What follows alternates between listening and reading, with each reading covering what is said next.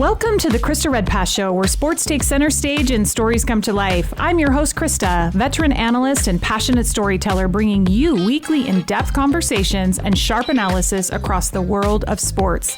The Krista Redpath Show, breaking down the game, elevating the story, and championing the female voice. Today's show is proudly brought to you by the Big Sky Conference, where experience is elevated, and Vertical Raise, your premier online fundraising platform. This week on the Krista Redpath Show, I'm continuing to take you around the Big Sky in women's hoops, and our next stop is in Ogden, Utah. Weber State women's basketball is coming off a season of momentum under third-year head coach Jenteal Jackson, a Utah native, former multi-sport standout, and a coach who has already made a measurable impact on the Wildcats' trajectory. Coach Jackson is helping reestablish Weber State as a team no one wants to face in March. Coach Jackson, welcome to the show. Great to have you on. Thanks, Krista. Happy to be here. Thanks for having me. So as you take a breath and reflect on last season, you get that first round bye. What's the first word that comes to mind? For the whole season or the tournament? Well, I think just that season in general, but the tournament's kind of where we left off. Yeah, I'd say growth is what comes to mind. Growth. I think, we took definitely some big steps, maybe even bigger than steps, some leaps, which was exciting. It's always what you want when you're taking over a program that wasn't, doing as well as they would have liked.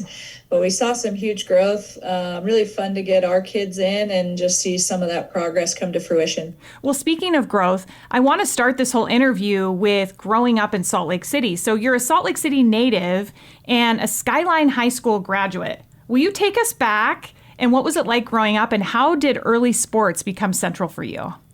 Yeah, I loved it here. Still love it here, obviously. Haven't left. But growing up in Salt Lake was great. I feel very fortunate to have the childhood that I did, where I was exposed to nearly every sport. My parents, again, we were fortunate enough that they allowed me to try everything. Yeah. And then allowed me to kind of figure out what I loved and what I was really drawn to. So I dabbled in nearly every sport, really enjoyed all of them, just competing, being out there, figuring out how to get better at something has always been something I enjoy, whether it's sports or not. And so it just kind of put me on this path to, a lot of fun, a lot of success, a lot of failure, a lot of learning, a lot of growing. And it's really been a blast, when I was playing and then coaching and just everything that's come along with that. So did you grow up in like a neighborhood full of kids, or did you have siblings, or were your parents really into sports? Like, how did you get introduced to being such a multi-sport athlete?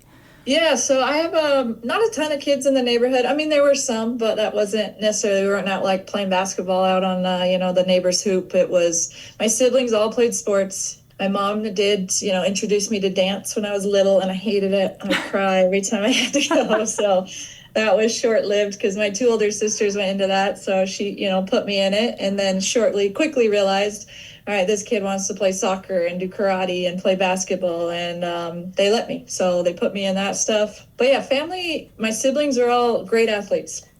And we all kind of went our own way with sports. My younger brother, he ended up playing golf and basketball like me. And so we really got to push each other to get better. In the summers, we spent summers out on the golf course almost every single day. And then in the winters, he and I were in the gym together, getting shots up, going to shoot, work on our skill set. So that's been huge. My older two sisters, though, they dominated. And, my sister played tennis at San Diego State and then at Utah. And then my other sister, weirdly enough, especially coming out of Utah, was a professional wakeboarder.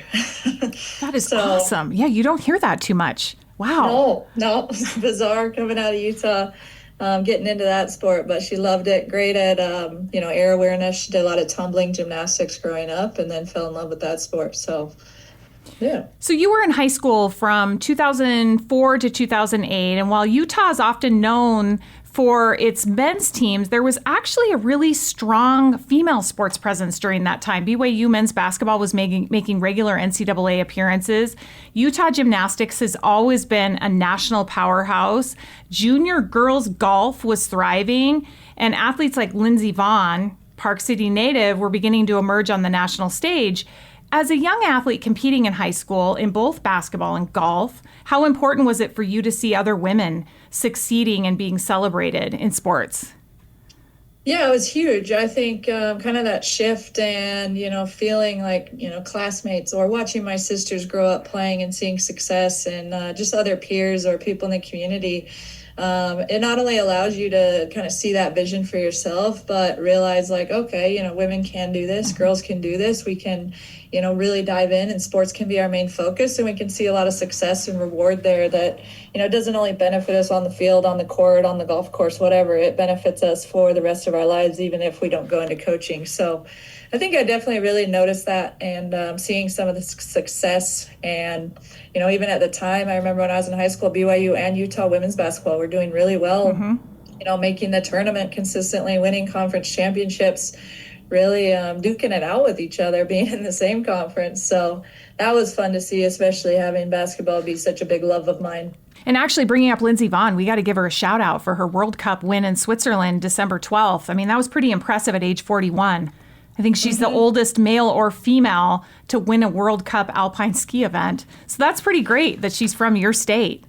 Yeah, no, that's incredible. I mean, to do any sport at any level at 41, right? I'm not there yet, but I have a lot of respect for it, especially on that kind of stage. It was cool seeing her get up on that podium and the emotion that came with that. So, yeah, shout out Lindsey. So I want to just break down a little bit of your Skyline High School years. And so you were Miss Basketball for the state of Utah, MVP, 5-time Utah Junior Golf State Champion. When you hear those types of things, Jenteal, did you feel pressure, or did you feel like building confidence was your thing through high school? Yeah, I think it's interesting looking back, right? Hindsight's always 20/20. Like at the time, I think I was just young, a little bit naive. Like I didn't put a ton of pressure on myself. I was lucky too that I didn't have parents that were overbearing in the sports department. They were great about giving me every opportunity in the book, but they were never the parent that was putting a lot of pressure on me to perform or win. So I think that helped a lot for me to just enjoy it, have fun with it. And then seeing success at a young age, I think definitely breeds success. Going into a golf tournament or going into a basketball tournament or going into the state finals for basketball in high school, when you expect to win and you kind of have that mindset like, yeah, we're just going to win, it helps, So, yeah, that early success definitely helped a lot. I wouldn't say I felt a ton of pressure. I think looking back now, I'm like, man, I should have felt way more pressure than I did. But, sometimes just being young and naive and sometimes a little bit clueless, like they say, ignorance is bliss. I think that helped a bit when I was young, just to be able to go out there and enjoy it and enjoy competing and stay focused on the right things instead of being solely focused on winning. Were there times or moments where you realized I might be able to do this at a high level, or I want to play college sports, whether it be basketball or golf, or maybe both? Yeah, definitely. I think, people, outsiders, coaches, peers, comments along the way when you're seeing success at young ages influences that and, helps you to think about, okay, I could take this maybe beyond high school or beyond this club team or, beyond this junior golf tournament. So that helps. I think, too, again, my parents, they weren't overbearing, but they helped us to see like, this could set up opportunities for you. This could pay for school. And so, yeah, I think it started to kind of put your brain on that trajectory. But I will say all along, I think I just have always loved the competitive aspect. And so for me, it was just kind of more that every day, that every week, that every tournament, that every game of just being able to go out there and do what I loved and compete was really more so what I was focused on growing up and coming up. But that helped me, I think, lead into success and open doors for opportunities beyond that. Well, I love that you stayed in your state to make it better. I'm a Montana native. I grew up in Great Falls, stayed and went to the University of Montana and played for the Lady Grizz. So your first stop was at BYU. You began at BYU. What did that environment teach you about expectations and preparation? Yeah, I think, they had Jeff Judkins had a really successful 20, I don't know what he ended up, 25 years or so there, maybe even a little longer. So definitely feel like I've had the privilege of playing for and learning from really good coaches. Even in high school, I'll date it back to Deb Bennett. She's one of the winningest coaches in high school. She had an incredible career, and not everybody gets the opportunity to play for a good high school coach, especially as you recruit and you're on this side of things. You see that, you hear stories, and you see, looking back, how fortunate I was to have Deb. Then I take that step to BYU and, you're just learning new stuff every day. Freshman year is a journey. And that's what we tell our kids. It's going to be some ups, some downs. It's a bit of an emotional roller coaster. But I think for me, I was just always trying to take in as much information and knowledge as I could. Yeah. And, I definitely learned about what it means to be a Division I athlete, what it means to, prioritize that almost every single day of the year. And then definitely learned a lot, X's and O's wise. It's the first time you're getting full scouting reports. Mm-hmm. So really just trying to take in as much information as I could. I wish I remembered more of it, to be honest. Yeah. Sometimes I'll, be coaching my kids and then come in my office and think, man, what was I thinking about after practice as a freshman, But no, grateful for my time there. The people I met, had some awesome teammates, and for everything I learned while I was at BYU. So then you transferred to Westminster, which is a small private college, about 1,300 students. How did that decision change your experience and growth? Yeah, it was, I had some other options leaving BYU. This was pre-portal days, so it wasn't, I wasn't getting blown up. My phone wasn't ringing off the hook like the kids now, but yes, definitely, word got out a little bit, had some options in state to go elsewhere. But I think at that time I was still really committed and feeling like I wanted to still play both sports. Mm-hmm. And so leaving BYU, I did see, the grind of it, the demand of it. It was doable, but it was really tough playing both at that level. So I think going to Westminster was kind of the perfect fit, where it was a little bit less demanding of my time. It was still intense. We were still getting after it every day, but it was much more manageable to play both sports. I mean, I remember being at BYU, I was at basketball practice, and then I had to hurry and drive over to golf practice at the country club, and I'm in the parking lot, like taking off my tape on my ankles just to go to golf practice. So that was fun for me to be able to, continue to do both and still play both sports that I loved, at a high level, and do it with in an environment that I think was a good fit for me at the time. Moving back to Salt Lake, I really enjoyed, very family oriented, very close with my family. And so feeling like I could be close to them, they could come to games, was definitely a big part of my decision when I left BYU. So you were part of 2 Frontier Conference championship teams. What stays with you from those championship seasons? Yeah, I think anytime you win a conference championship, it's just like, what did it take to get that done? What did we do to win that? Championships are tough. They're challenging. There's quite a few things that have to go your way.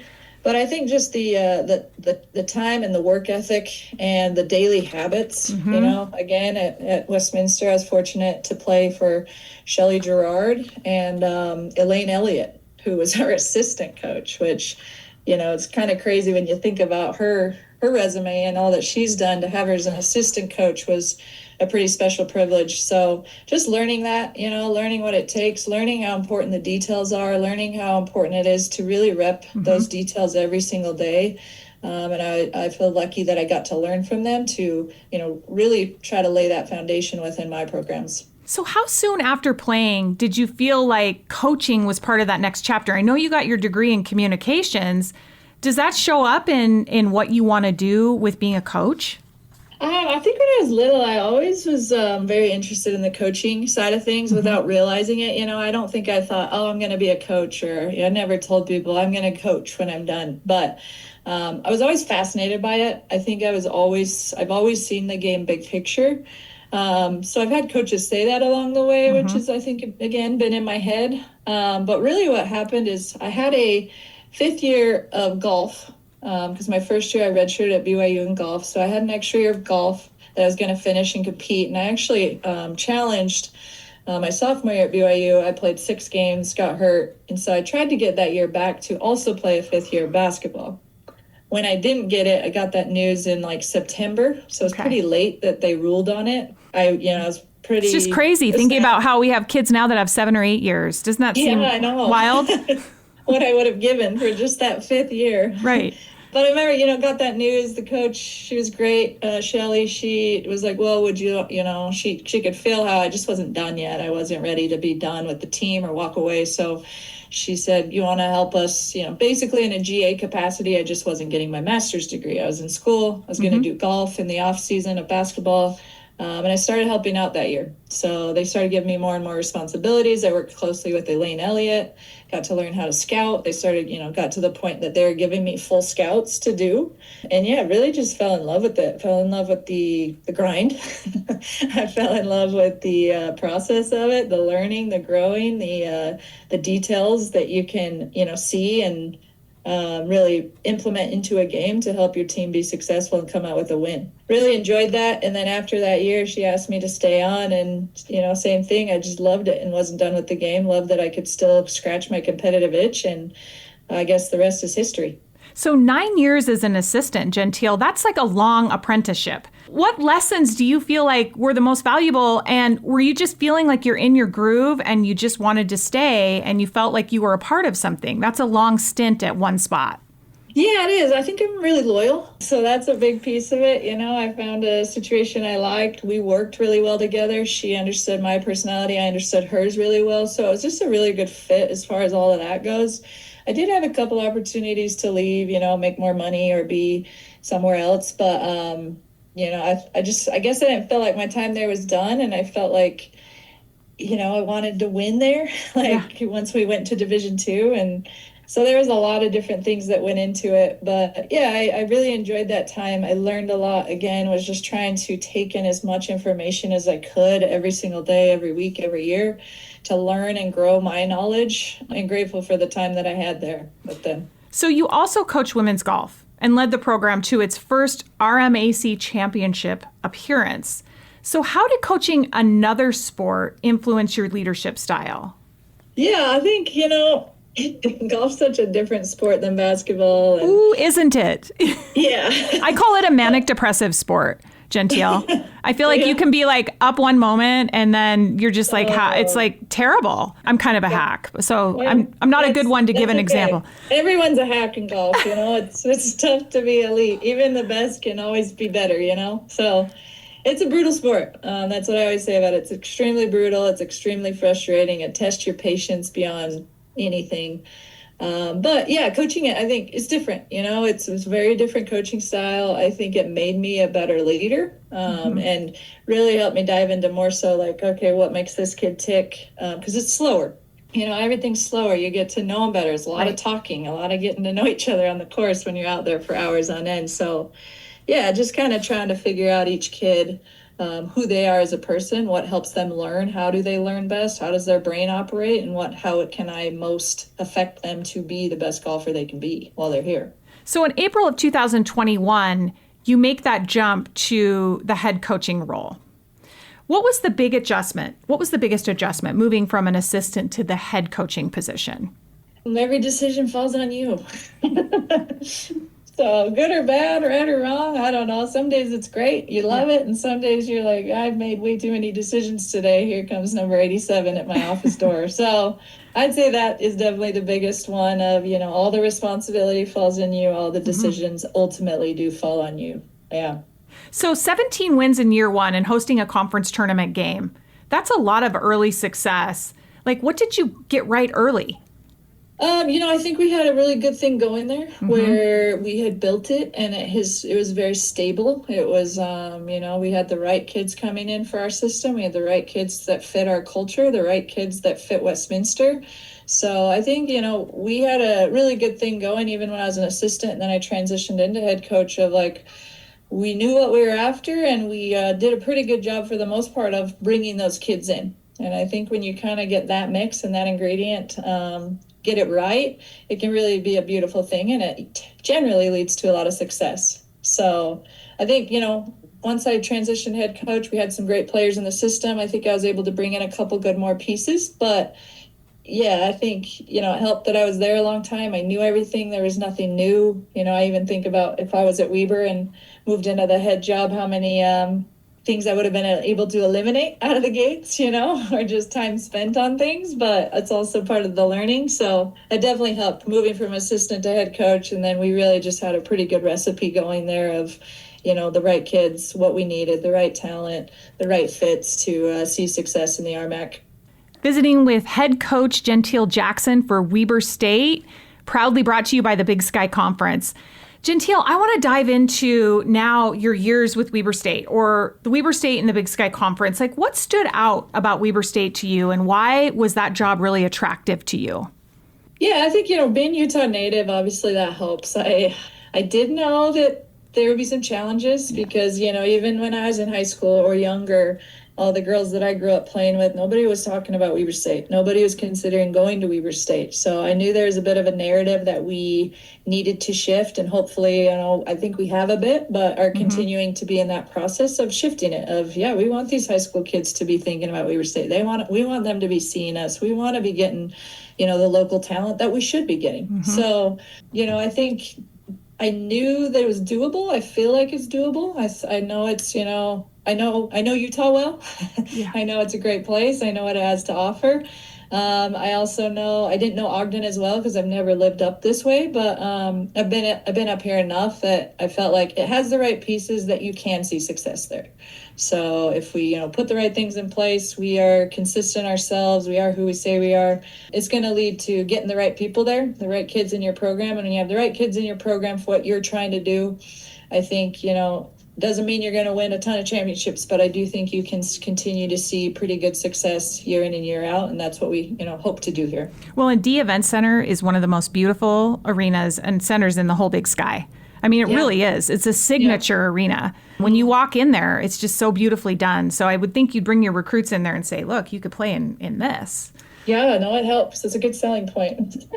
So from a tournament win in 2024, you beat Portland State. You ended up hitting a surging number 1 seed, Eastern Washington, to a number 4 tournament bye last year. What does that progression say about your program?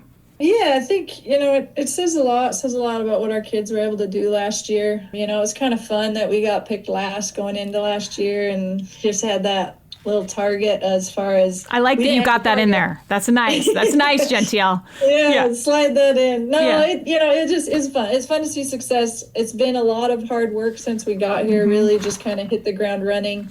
Coaches say it all the time when they take a job. It really does feel like you're just drinking from a fire hose still at times. So it's fun to see some of that hard work pay off. And, we did get all of our kids in last year as far as recruits that we feel like fit us, fit our system, XYZ. So yeah, it was enjoyable. I think even the kids that we had here last year, you're fun to be around. Road trips were enjoyable, dinners enjoyable, whether we're delayed at an airport or, whatever we're doing. We really got along well and had a good time together, and that definitely translated to the court. And then I felt like they really bought in and sold out to being able to capitalize on what we were good at, maximize some kids for sure in roles.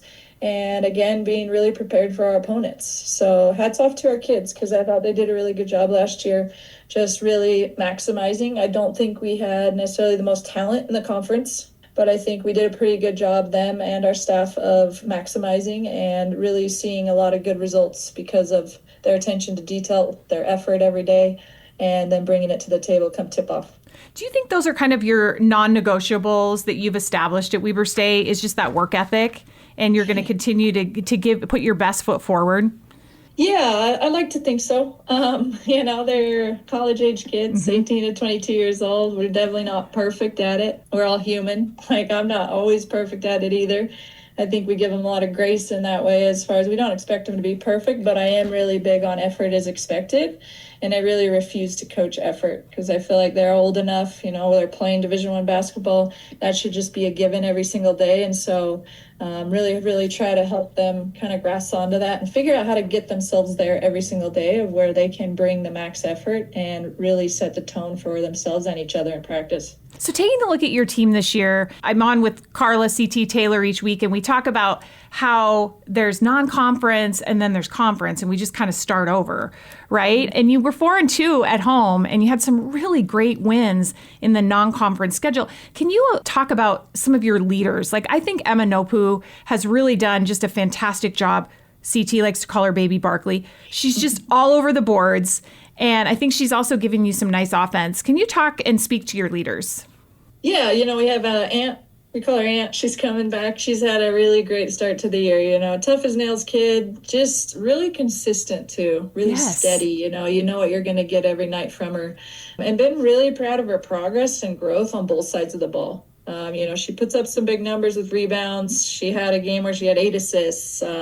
She definitely can score it. She's had some big numbers, big games there. Her averages are good, but she's really tough on the defensive side as well, especially for being an undersized post. So really just been proud of what she's bringing to both sides of the ball and the chippy and competitive nature that it's just who she is. You don't have to tell that kid to go compete. She's going to get it done, and she's really good at finding a way and having a will to win. So her, Lene Billy, she's a pretty quiet kid, but I do think she leads in her own way. It's a little more one-on-one. She's, somebody too who effort-wise it's there. She wants to win. She gets a little scrappy and feisty when she needs to, and it's been fun to see her growth as far as defense as well. She's come a long way since she got here defensively, and then you can see what she's able to showcase on the offensive side of the ball. Pretty tough kid to go against because doesn't need a lot of space to get her shot off. It's been fun, too, to see her growth this year as we graduated a few wings last year to step into that role of, taking more shots and obviously very capable. I was excited to see this year for her because I knew she's somebody who could step into that pretty seamlessly. Hannah Robbins, coming from Montana State and Coach Binford's system, just finds her home at Weber State. She started for you every game. She has really given you a lot of consistency and agility, just a good player. Yeah, great player. Again, skill set wise is elite. And love it because, I tell Hannah, I just don't think she was at the right places before. And that's a big part of recruiting and sometimes things that people don't take a close enough look at. At Montana State, incredible program. Binford does such a good job. Have a ton of respect for her and who she is as a person and the way she coaches and what she does. But I do believe, Hannah Robbins is a little bit better fit for our system and the way that we want to play. And so it's, again, been fun to see that. That's something we talked about quite a bit about in her recruiting process, just where we could see her, being successful potentially and thriving. And it's been fun to see that happen for her. It's been, a little bit of time. Those transfers who haven't played a lot of minutes at their other school, it takes a minute to get back in that groove with playing time and, game reps. But been really fun to see her progress and what she's able to do. Well, that's just such a success story with the transfer portal. And not that, a lot of it is, it is what it is. The transfer portal is just a part of women's basketball now. And so it is hard because as a coach, you're re-recruiting your own roster every single year. So that makes it tough. But when you see a player like a Hannah Robbins that just steps into a system and it just fits, you're like, okay, that's why that's a good move for her. Yeah, absolutely. Pros and cons to the portal, right? There's some good like that and stories where, kids, you don't always get it right. I transferred, so I get it. You don't always get it right when you're 17 years old making that decision. And then, some cons with the portal, but exactly. I think that's a positive where kids can find that right fit that they can really flourish. So taking a look around the Big Sky, how do you feel about the level of competition and how do you prepare your team for a league where it's a battle every night? Yeah, it's Big Sky. It's great basketball. I tell people that all the time. It's fun. It's high level. It's competitive. I think just like I said, kind of back to that foundation of what I learned is paying attention to details and really trying to be as fundamental as possible with the basics and really locking in a solid foundation for our group that we can hopefully rely on every night, no matter who we're facing. So like you said, great league. We see a lot of different versions of basketball or ways to play it within our league. So it's a lot to prepare for. Every week can be different. Every night can be different. But again, really trying to lean into that foundation that we lay early on and throughout the year to have that as our base and hopefully be a really strong foundation for us no matter who we're facing. So what excites you most about the future of Weber State women's basketball? Yeah, I just think the direction that we're headed, feel really like this group that I have. I think they're tough. I think we've got some really good weapons. They're dynamic. We've got some different weapons too, which is always tough when, this wing does this and this guard does this. So excited about our group and excited, where we're headed to. I think we've got some 2 good freshmen coming in. I feel good about, we're just, again, laying that foundation of who we are, our identity, our style, all those things to really continue to try as much as possible. Again, we're not perfect either. Sometimes we make mistakes. Sometimes we recruit the wrong kid. But as much as we can, getting the kids in that fit the system. And like I said earlier, I feel like that leads to more and more success. Thank you so much, Coach Jackson, for taking us around the Big Sky and stopping in Ogden. You're welcome. Thank you. Go Cats and go Big Sky. It's a fun conference. I'm happy to be here, and it's fun to see and get a little more used to these teams and compete in it night in and night out come conference time. Thank you, Jenteal. She's been on the floor, on the sidelines, and now behind the mic. I am joined by Hall of Fame coach Carla C.T. Taylor. She joins me each week to talk Big Sky basketball. The longtime Weber State leader brings sharp insight, experience, and a true passion for the game as we break down the latest across the Big Sky. CT, welcome in. Thank you. Glad to be here again and talk some more hoops because there were some great games this past week. So we finished week 2 of conference play. We're kind of in that grind now, right? That stretch where teams are going to be pushed and pulled. And, Arthur Morera actually said it best last year at this time is when he took his foot off the gas, actually, and started thinking about injuries and protecting players. And he feels like it really ruined his competitive advantage or competitive run heading into February and March. What do you think about that type of a philosophy? Every game in the Big Sky Conference is a dogfight. I don't care if you're at home or away or who you're playing. It's a dogfight, and all the teams are battling for every conference win they can get. Well, let's start at the top here. Montana State, 4-0. They're looking like a well-oiled machine and had a couple of nice wins at home. I wouldn't say it was easy, that's for sure. A close one against Eastern Washington, and which I was surprised when I saw that score, that Eastern Washington matches well with Montana State. And it sounded like Montana State came out a little bit slow offensively, and then in Eastern Washington, you play Montana State, you've got to be on your A game from the very get-go. So there's no team that obviously is going to look past Montana State. And Eastern Washington doing such a great job. Goes into overtime, and Montana wins 72-70. What a close game at Montana State. 5 players finish in double figures for Eastern Washington. Courtney Grossman, double-double. You also have J.C. Eggers that had a double-double. She had 17 points and 13 rebounds. I mean, Jody and Skip Gleason just have it going on. They know what to do to go into Bozeman. They ruined 2 senior nights for the Bobcats the last 2 years. They've gone up there and just played well. Not intimidated to go into Montana State and play them tough. And Jody, she's just, such a seasoned veteran coach. She understands what her team's strengths are, what the other team's strengths or weaknesses are. Just an excellent, excellent coach. So Northern Colorado, 3-1, and they are looking good as well. And really, I know you have a lot of great thoughts about Kristen Matteo, but what do you think about UNC? They had really good wins against Montana, and then they go on the road and get an Idaho State and a Weber win. 2 wins on the road and not easy games for them. Really impressed with what Coach Matteo's doing. Her defense switching up, which I've said the whole time, she'll throw stuff at you, and if you're not prepared, they'll take advantage. They'll full court press, they'll half court trap, they'll play a zone, they'll play a man, and she really mixes up defensively and really a solid inside-outside attack offensively. Those big post players inside, 6'2", 6'3", they're hard to handle. And against Weber State, the Bears had 20 O-boards. I mean, that's amazing. Then you have Nina George and Heather Byman. Their guards defensively pressure the crap out of you, and then offensively can turn the corner and get to the rack. So they're really a nice team. So UNC gets the win at Weber, but really, CT, you got the win that game because it was your game and you were honored. And I can't wait. I'm throwing up pictures on social media. But tell all of our listeners what it was like to be honored at this special game. It was emotional. It was overwhelming.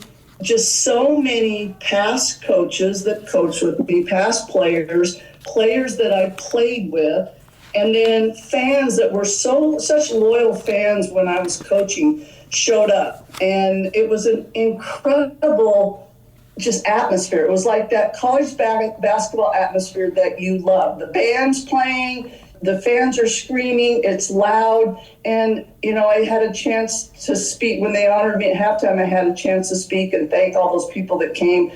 But the D Event Center has been such a big part of my life. Every time I walk into the D, I have deja vu of playing and of coaching.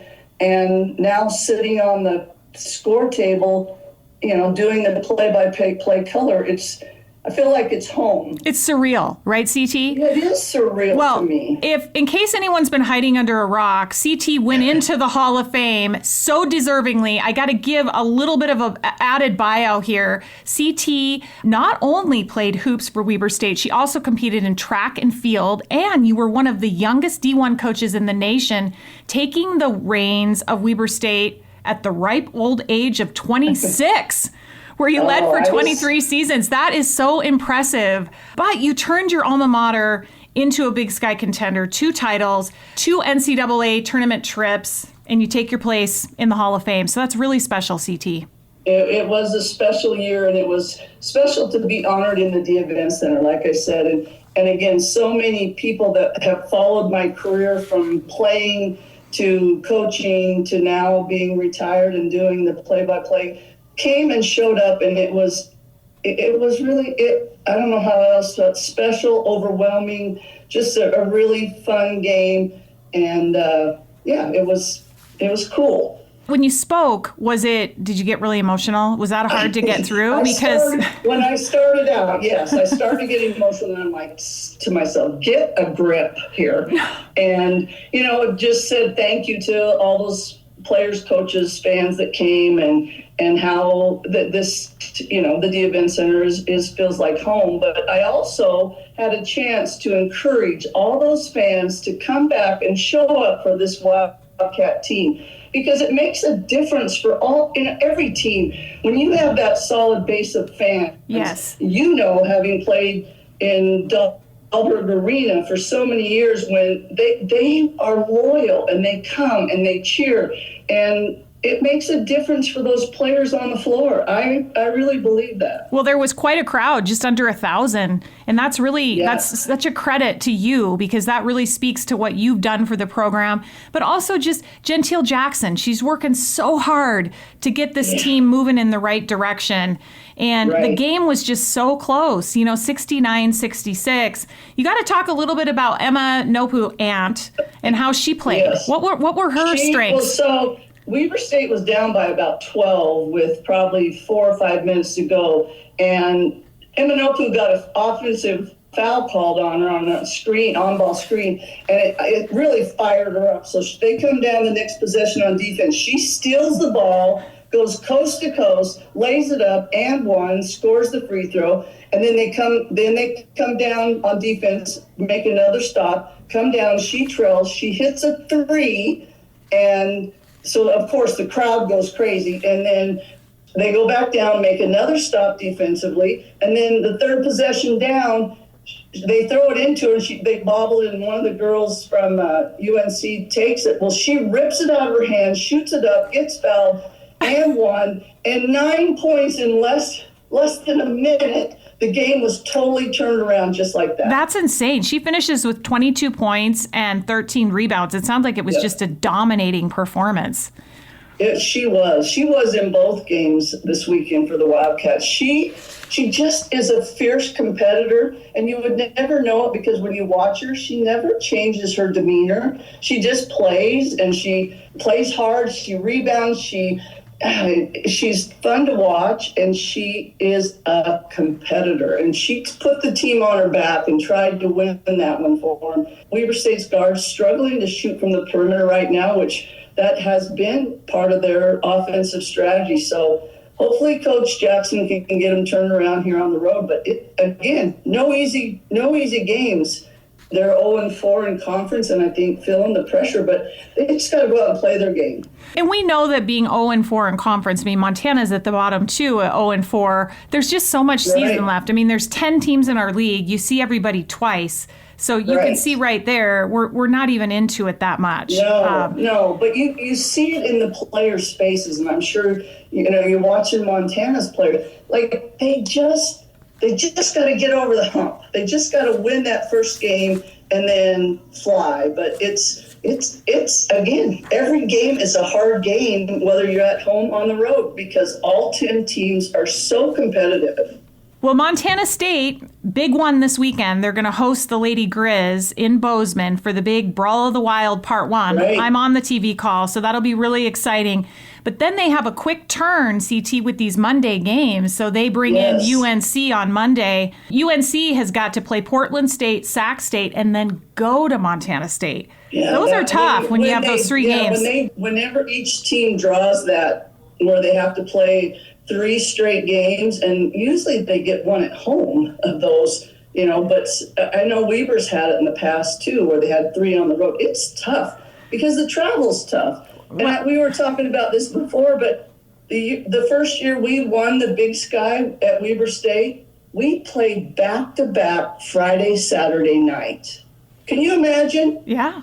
I mean, the travel's brutal. It is. It's just so spread out and vast, right? Right. Well, Idaho State, they are in 3rd place right now with 3-1. Again, games start tonight, so it'll be completely new standings probably next week. And then Idaho is sitting at 2-1. I called the Montana-Idaho game. That was a little bit interesting. So Montana was playing without Matt Koenig, who... She's injured right now, right? Yeah, she hurt her ankle at the NAU game, and then I think what was really tough, CT, she played on it against UNC.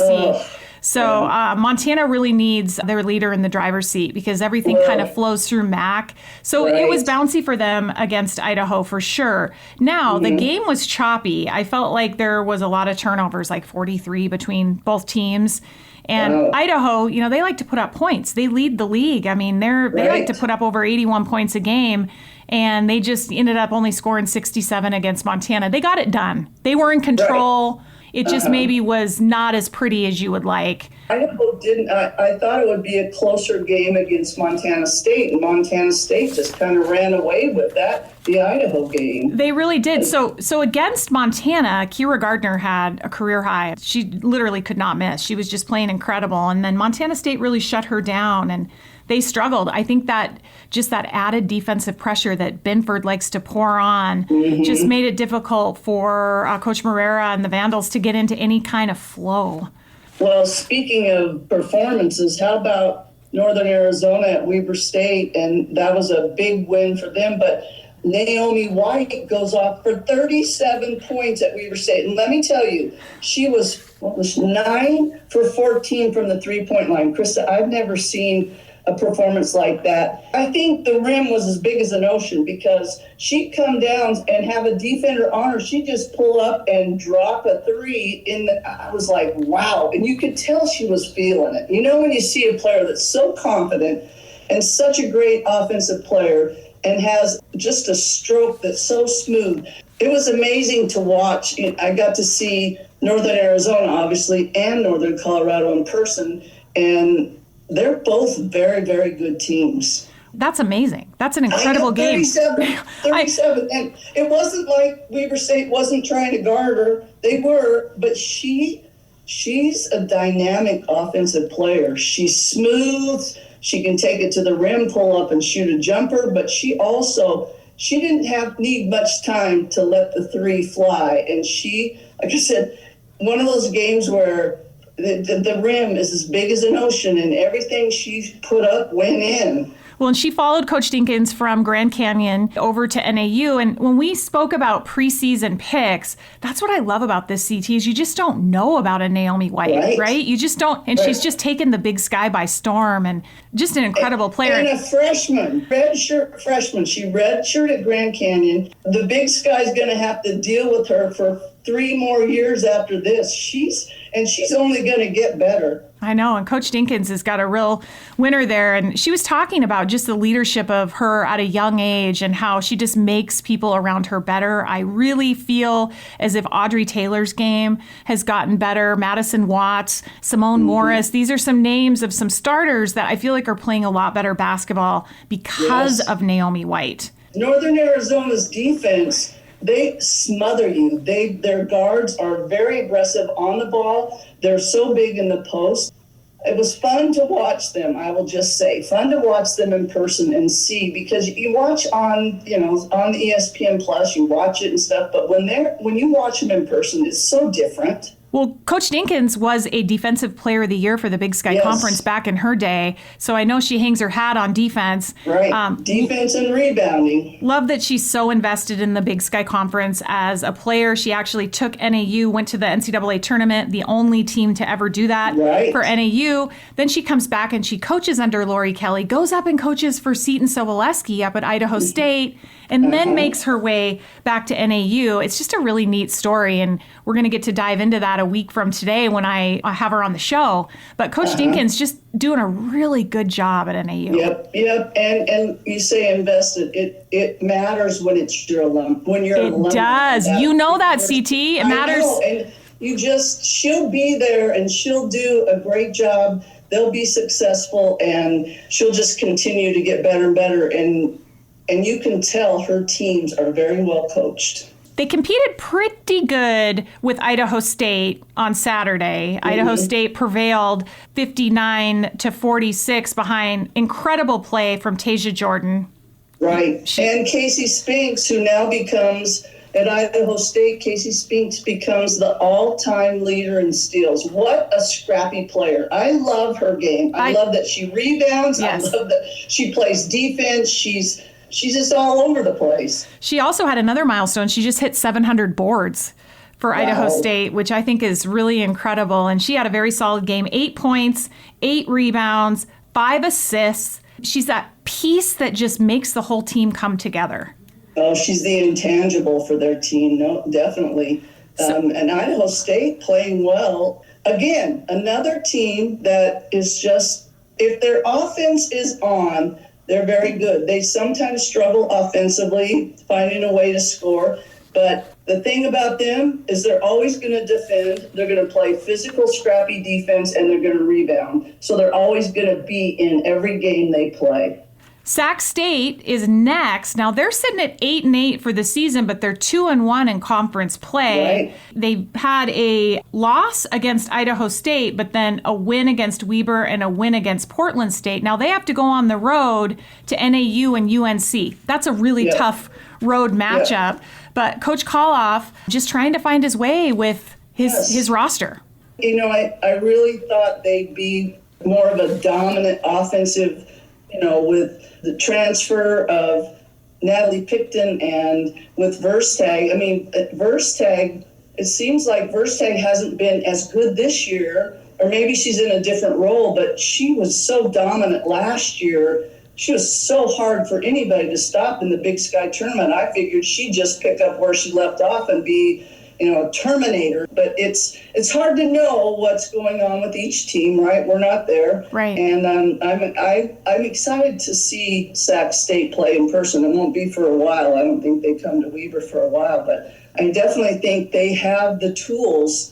Eastern Washington is sitting at 1-2, and Portland State is sitting at 1-2, and then we have Weber State and Montana, both 0-4. Really tough games. And again, if you're Montana, it's a really hard road now because you are going into Bozeman, going into rivalry territory. Although I will say, last year Montana is the one team that really challenged Coach Binford and came within just a basket of going to the NCAA tournament in the Big Sky Conference Championship, but also played them really well during the regular season. So sometimes with these rivalry games, CT, like emotions are running high and someone gets hot. Absolutely. Last weekend, Utah BYU men, and BYU's men are in the top 20, and Utah plays them down to the wire. And it's the rivalry games have a whole different twist to it than just a normal conference game. So it'll be interesting to see how the Grizz can go into Montana State and what kind of a game plan they have.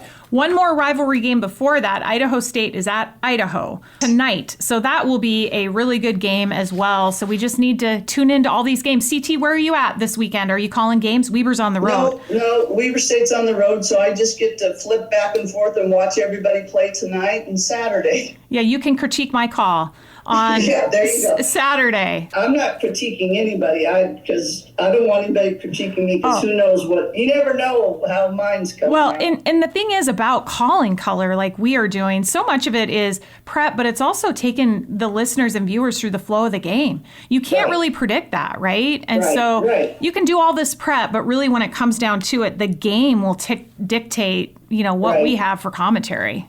It was the Weber State Northern Arizona game was really hard to call because Weber State just struggled, and I found myself not even knowing what to say. It was like, I don't even know what to say, right? Right. It's hard. I mean, I felt the same way with the Montana call, although I feel pretty removed from Montana. It's not, because I'm calling so many games for the whole Big Sky tournament, I have to kind of separate CT. Right. But Montana was just struggling too. And there was around 1,800 fans at Dahlberg that were literally silent, which is really kind of interesting. I think that they were wanting to get excited for something. So I kept waiting for momentum to pick up. But it's just a lot harder than it looks to call games. It is for me getting ready for the Big Sky tournament because I don't do the color, but I love being able to see every single team in person, on the table, watching them, watching the coaches. You just get such a different